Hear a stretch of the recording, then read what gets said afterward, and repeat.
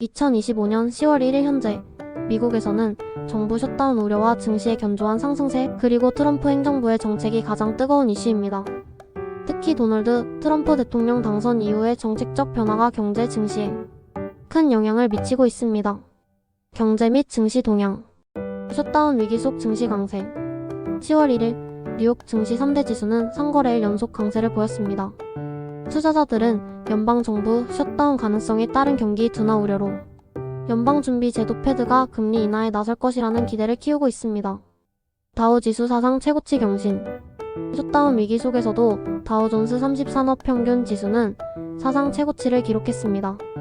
S&P 500 및 나스닥 전망 시장에서는 여전히 강한 매수세가 남아있다고 보지만 일부 전문가들은 상승세가 장기간 지속될 가능성에 대해 조심스럽게 예측하고 있습니다.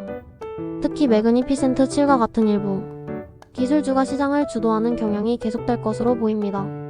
2025년 경제성장 둔화 전망. 고금리 기조와 정책적 불확실성으로 인해 2025년 미국 경제 성장률이 둔화될 것이라는 전망이 지배적입니다.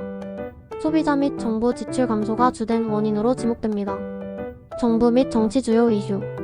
트럼프 정부 출범과 정책.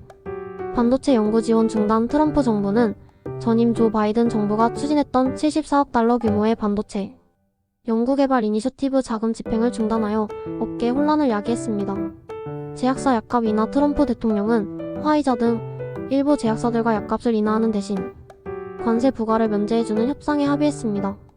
대규모 관세 부과. 10월 1일부터는 의약품, 가구, 트럭 등 광범위한 품목에 대한 추가 관세가 발효되었습니다.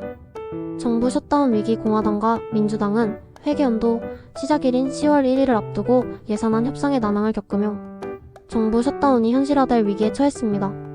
셧다운이 장기화되면 경제에 상당한 타격을 줄 수 있다는 우려가 커지고 있습니다.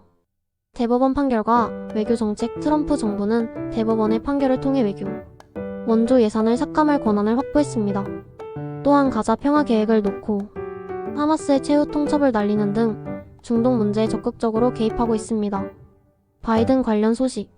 바이든 전 대통령의 예산안. 전임인 조 바이든 대통령이 2025 회계연도를 위해 부유층 증세와 복지 정책 확대를 골자로 했던 예산안은 트럼프 정부 출범 후 폐기되었습니다.